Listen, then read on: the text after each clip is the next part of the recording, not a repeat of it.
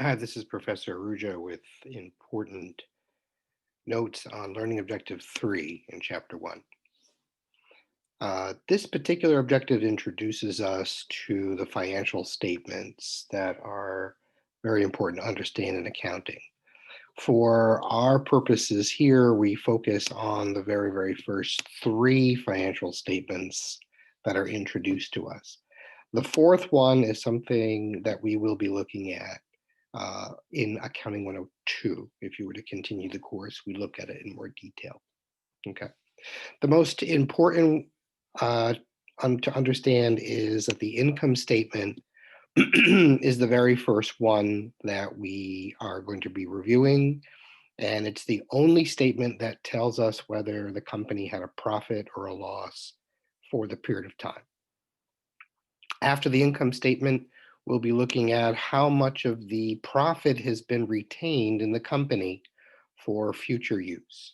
So the retained earnings statement tells us how much of the earnings, how much of the profit has been retained in the company.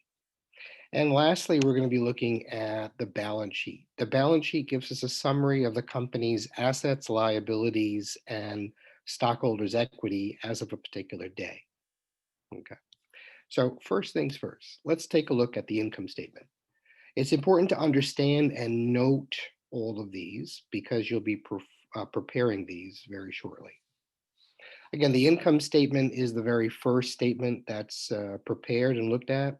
It's the only statement that tells us whether or not the company had a profit or a loss for a period of time. The income statement measures periods of time, usually in periods of 1 month. Um, there's a monthly income statement. There are also quarterly income statements, which is a 3 month period. And the longest period of time we'll measure profit and loss is 1 year. Okay. And so, how do we measure profit and loss? Well, again, the profit is called the net income. We look at the amount of revenue we earned in this particular period of time. So, our particular company here, Sierra Corporation, is a fictitious company that the book explains does tours around the Sierra Nevada region in California. So, it's a service company, it provides tours for people. And so the revenue it provides is considered service revenue. Okay. So revenue is a general type of account. The specific name of the account is called service revenue. And that's because they are providing services. The tour is the service.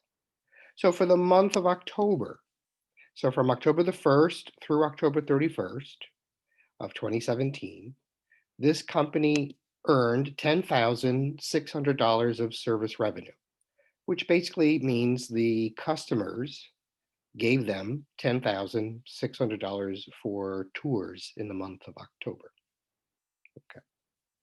During that month, they also had a series of expenses. Remember, expenses are costs of doing business for a particular month. Some of those costs are related to using assets, um, and all of the costs are involved in generating the revenue. And so here are a list of 6 very specific expenses, because what we have to do in accounting is be as specific as possible in identifying things like the expense. So for the very first expense here, salaries and wages expense, $5,200, simply means that during the month of October of 2017, Sierra Corporation paid its employees $5,200 in salaries and wages. That's that expense. The company had to pay rent. Most businesses rent their space, believe it or not. They don't own the buildings, some do. Most of them don't. Most of them rent their space. And so when you pay rent to operate your business for a particular time, whatever you pay for that is a rent expense. Okay. So here, Sierra Corporation had a $900 rent expense for the month of October.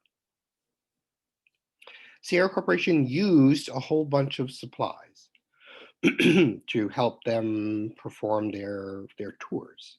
And so they have a supplies expense of $1,500 for the month of October. Sierra Corporation also has certain assets that depreciate. So long-term assets are depreciated over a long period of time, however long they will last for the business use. Some last a couple of years, some last many, many years. So depreciation expense shows us how much of that long-term asset is expensed toward the month of October of 2017. Interest paid on any loans, not the loan itself, but the interest on the loan, is considered a cost of doing business. And so any interest that's paid on loans can be expensed in the month that they're paid. And lastly, most businesses will have insurance that covers them for a full year or more for various things. Could be liability, could be property, could be any number of things. But as they use that insurance, which insurance is used month to month, they can expense the portion that they've used. In total, all of these expenses added up for the month of October were 7,740. As you see, the revenues are greater than the expenses. The result is a profit. The formal term for profit we call net income, and it's $2,860 for the month of October. Okay. So if you were a business who just earned a profit of $2,860 for the month of October, what would you want to do with that money? Well, most business owners would want to keep it in the business. Some business owners might want a piece of that for their own pockets. Right. Well, that is what the retained earnings statement tells us next. The retained earnings statement tells us the story of this particular profit. What happened to the profit for that particular month of October? Well, again, only two things can happen to a profit that a company earns. One is it could be given out in the form of a dividend to owners. Okay. Two is it can be retained in the business for future use. So a retained earnings statement really tells us the story of, look, of this $2,860 profit for this month of October 2017, how much of it was paid in dividends and how much of it was retained in the company. As you see here, Sierra Corporation is a brand new company. They just started in the month of October, was their first month of business, so they had no previous retained profits. They just earned $2,860 in net income. Net income is added to the retained earnings. But they paid out. In other words, they took a portion of that and shared it with the owners. In a corporation, that's called a dividend. So dividends of $500 came out of the profit into the owner's personal pockets, leaving the rest in the company. Again, the word retained is to keep in. The word earnings and the word profit and the word net income all mean the same thing. They're interchangeable words. Okay. And so the retained earnings at the end of the month of how much of this profit was retained is the difference between the profit and the dividend. In this case, $2,360. Notice too that the income statement and the retained earnings statement measure a period of time. They'll measure the exact same period of time. What happens to the retained earnings on the retained earnings statement? Who owns the profits of the company? Well, the owners of the company own it. So retained earnings basically will become a stockholder's equity account on the balance sheet. The balance sheet tells us what the assets, liabilities, and equity of a company is as of a particular day. Notice just the date is put on the balance sheet statement. The other statements that we saw earlier, income statement and retained earnings statement, show a period of time of 1 month. This is just the day. Okay. Assets are resources that the company owns and uses to help it sell its products. And so they are listed in what we call liquidity order. Liquidity order simply means it starts with cash, and the assets are listed in the order in which they are turned into cash or used up. Okay. So we have accounts receivable, which basically we're waiting to receive payment on stuff we've already sold. And usually we're not usually waiting longer than 30 days for that. Supplies are going to be used rather quickly. When we buy insurance policy usually for at least a year, and that becomes our asset of prepaid insurance. Once we use that, of course, you see it as the insurance expense. And equipment is always going to be listed last on the short of Sierra Corporation because equipment is a long-term asset. It's going to be used over many years, and it's also the least liquid. Liabilities and stockholders' equity are listed after. Liabilities are all of which the company owes. Remember, liabilities are about obligations or debts that they have to others. And so the liability accounts are listed. There are 5 of them. You might notice a few things. Number one, most liability accounts use the word payable in them. Okay.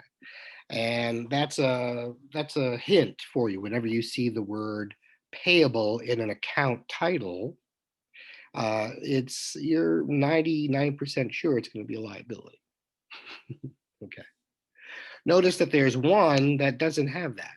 It's called unearned service revenue. Unearned service revenue is simply when the customer pays you up front and you owe the customer for whatever they paid for. So if you ever paid up front for whatever, might be airline tickets, might be tickets to a concert or a game, you pay the money up front. Well, the company they owe you tickets to wherever you're going or whatever you're seeing. So they list it on their balance sheet as a liability because they owe you that. Once they've given you whatever that plane ride is or that concert or game that they promised you, then it becomes their revenue. Then they've actually earned it. Okay. So that's a very important and very interesting liability account to become familiar with. Liabilities here are totaled up, and the total is listed on the far right. Stockholders' equity is simply the owner's equity of a company, and there's usually just 2 accounts that we look at on the balance sheet. Common stock is where the owners have paid money into the company in exchange for shares of ownership. Remember, common stock is simply shares of ownership in a company. So there's $10,000 worth of common stock in Sierra Corporation. And then the retained earnings, these are the earnings of the company that have been retained, kept in. Well, who owns the profits of a company? The owners do. And so retained earnings is listed here with the other ownership account, common stock. Total stockholders' equity is listed on the right at $12,360. You might notice that the total assets equal the total of liabilities and stockholders' equity combined. As a matter of fact, the assets equal liabilities and stockholders' equity is considered the balance sheet equation or the accounting equation. In any case, it's an extremely important equation to know. Okay. So again, assets equals liabilities plus stockholders' equity is a very, very important thing to remember. That's what the balance sheet shows us. Assets on one side, the total assets will equal the total of liabilities plus stockholders' equity. Okay. And that's a very important thing to understand. What we won't get into in this particular class is something called a statement of cash flow.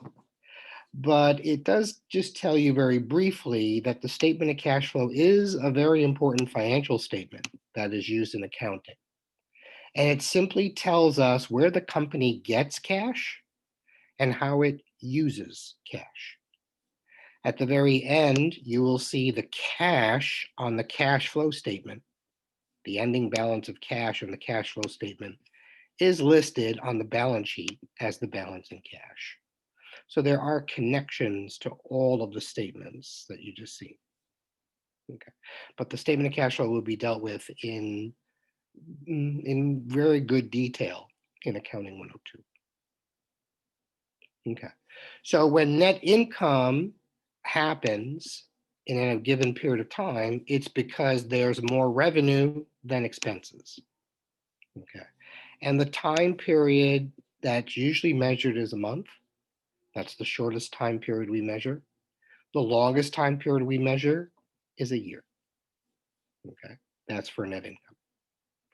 In terms of financial statement that's prepared as of a specific date, well, that's the balance sheet. The balance sheet is prepared for a very specific date, whereas the income statement, the retained earnings statement, even the cash flow statement are about periods of time, 1 month, a quarter, or a year. But a specific date, that's the balance sheet in a nutshell.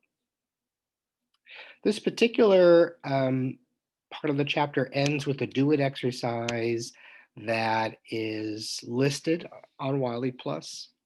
It shows a company that just began operations in January, and it's closing up their first year of on December 31st. So it's this full year of 2017. And they basically are going to ask you to prepare an income statement, then a retained earnings statement, then a balance sheet. Notice the order, because that is the exact order that you have to do it in. Income statement is always done first. And the only thing on, the only two accounts that are on the income statement are the revenue accounts and your expense accounts. Those are the only accounts that are on an income statement. Okay. And so as your book shows you, the income statement for this particular company shows service revenue of 17,000. There were 3 specific expenses. Total expenses were 10,200. And this particular company had a profit for the year of $6,800. The next step is, of course, to show what happened to that particular profit. How much of that profit was given as a dividend and how much of that profit was retained. And that's what the retained earnings statement tells us. The retained earnings statement tells us how much of this particular profit was retained. Well, here, this is a brand new company, so it starts with 0 retained earnings because it didn't exist before. We added the net income that you just saw. We take away the dividends. The dividends are listed in this whole list of things here. So the dividend number comes from the list that you see provided to you on the problem. And so the dividends basically is the portion of the net income that's sent out of the company into the owner's personal possession. And so that's why we subtract it out. It's no longer in the company.